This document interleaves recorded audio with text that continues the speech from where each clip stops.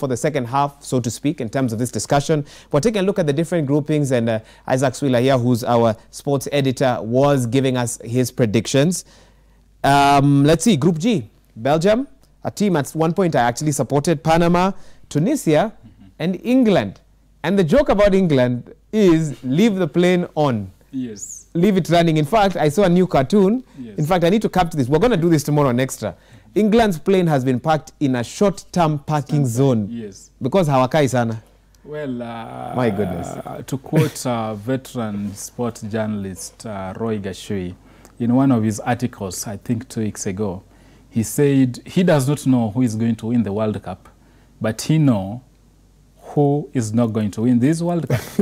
And he said the 5 African teams, of course, none of them is going to win, and the other team is England. That's the 3 lions.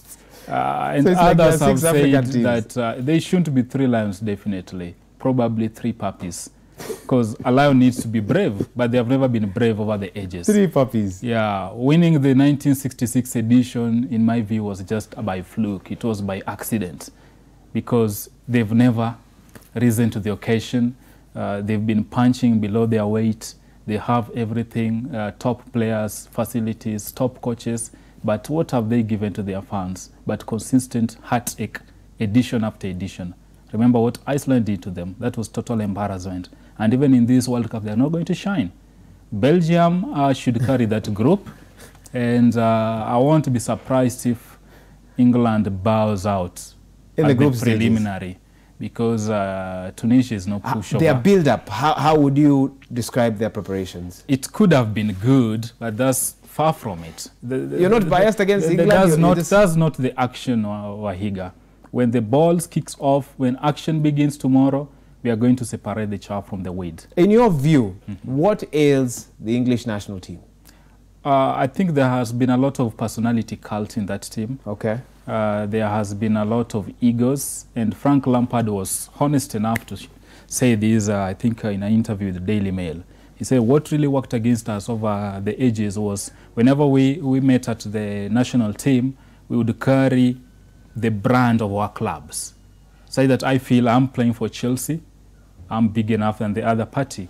I need to work closely with the other. So when you have already division or camps within a squad, you've lost it. Remember the scandals we've had, Rio Ferdinand versus John Terry on a relationship with a woman. Remember all the racism blasts they've been that team. So England has never gone into a major tournament as a coherent unit. Has it been an indictment on the English Premier League? Is there any relation? I beg to disagree. Okay. I beg to disagree. Because world over, right now the world is a global village. Even Russia, that's a very conservative country, we have foreigners playing in the league. We have Africans there.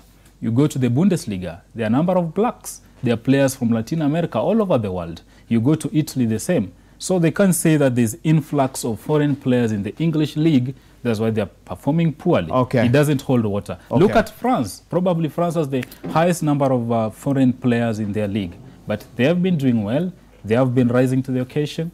So England, they know their problems. As to when they sit down and decide to address it, that's why the answer. Remember what Germany did? They went back and said, we are going to build academies across the country, across the length and breadth of this country. And we are tasking you, the referees, the coaches, go identify those talents. And it is the foundation they laid back then that culminated in them winning the 2014 World Cup. We are told that China has recruited Real Madrid former coaches. They are preparing for 2022 moving forward. We also know that Qatar have also taken on Real Madrid's... yes, there's that talk that... is it confirmed? That there's the talk that is confirmed, but they are putting it on the ice until after the World Cup. As to whether it's true or not, but again, speculation.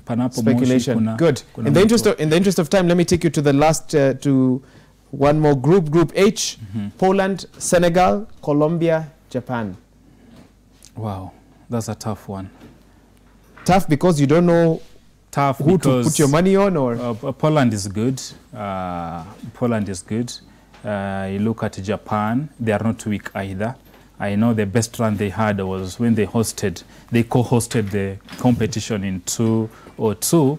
And remember, they reached the last 4 alongside South Korea. Now, if you look at Poland, we all know the big names there.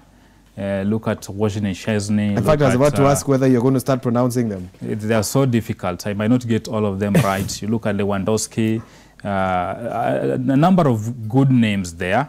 So I think going by the experience these players have, and again, Poland, what they showed us in the Euros, I'll put my money on them to go through. The other team? We have Senegal, Colombia, Japan. Senegal, Colombia, Japan. I tend to like Senegal. If the energy of Sané could spill over, could be rubbed onto the feet of his contemporaries, on his fellow players, then they should go far. Remember, in the last edition, in 2002, nobody gave them a chance to go far. But beating France in the opening game, that instilled a lot of confidence in the players. So if they can go there and get a win in their first match and avoid defeat in the subsequent game and nail the last game, maybe pull a draw, then Senegal can go through. As we wrap up, talk to me your view on whether Salah can translate his club success to the country. And remember, he doesn't play alone. He has to inspire another 10 players. Definitely. You know, what has worked for Salah at Liverpool is the total football philosophy of coach Jurgen Klopp. But again, at Liverpool, he's surrounded by his equals. Players who are really good, players who understand his football brain. They know the kind of runs he's going to make. He knows the kind of chances he's going to create. And then if you look at the star trio, Salah, Firmino, and of course Sané on the far left, they are all quality players. Now, if you come to Senegal, this is a different setup. But again, credit to the coach. You see, that technical bench is surrounded by the heroes of 2002, from the coach, assistant coach, and the team manager. So they've played the game at the top level. They have done it. They know how it's done. So they have to inspire this current generation to go there and fight for the flag. Fair enough. I'll have to cut you there because I want to listen to what Mido had to say about Salah and his recovery. Let's listen in. Hopefully he'll be fit. We heard that he's doing all right, but he's struggling a bit with his shoulder. So it's a question if he's gonna start the game or Cooper will decide to keep him for the second half. But anyways, we have a good team, well organized, and hopefully, even if Salah is not there to start the game, hopefully the boys will do well and start the tournament in a good way, because we need a good start. All Egyptians are proud to have a player playing at in the top level and to be in the final of the Champions League and to become the best player in the Premier League. It's such an honor for all of us. But now we want him in the World Cup. We want him to be involved because he worked so hard. So much optimism. We'll wait and see whether that optimism will remain over the next couple of weeks. Let me read 3 SMSs very quickly. 2 actually. Musimi from Umoja says, Wahiga, why are you guys ignoring Belgium? We're not. We've talked a bit about the team. While someone else here, you don't give us your name, but say, Wahiga, this is my team, South America. I pick Argentina, Brazil. Europe, I pick France. Uko Spain, Apana Africa, I think I pick Nigeria, but team to win the World Cup is Argentina. And we also want to let you know that here at Citizen TV, we're going to have World Cup live score data on our website, www.citizentv.co.ke. World Cup live score data on www.citizentv.co.ke. Also, we have a World Cup show every day called the World Cup Barn, and also we'll have quite some coverage on radio and on our website as well. So please keep it Citizen TV for all World Cup coverage